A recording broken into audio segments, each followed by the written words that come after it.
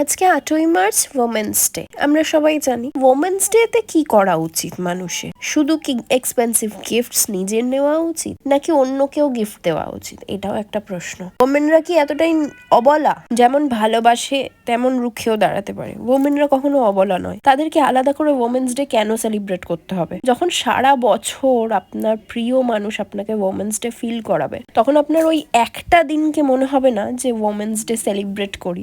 আর যখন সেই ভালোবাসাটা অন্য কারোর থেকে পাবেন না, তখন কিন্তু ওমেন্স ডেটাও ওমেন্স ডে নয়। সেই রকমই আমি আর শুভ বাবা মা হওয়ার পরে অনেক দায়িত্ব বেড়ে গেছে, এবং প্রত্যেকটা পদক্ষেপে মনে হয় আমার ছেলেটার জন্য করি, আমাদের জন্য না করে।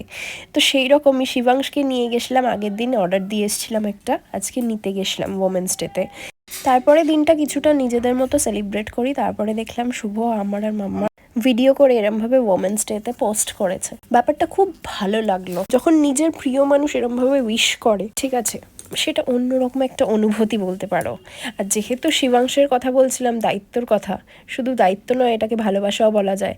কারণ ও তো আমাদেরই অংশ, ও তো আসতে চাইনি, আমরাই তো ওকে এনেছি, তাই দায়িত্বটা আমাদেরই। আজ 8ই মার্চ আন্তর্জাতিক নারী দিবসে প্রত্যেকটা নারীকে শুভ মিলি ভ্লগের তরফ থেকে হ্যাপি ওমেন্স ডে।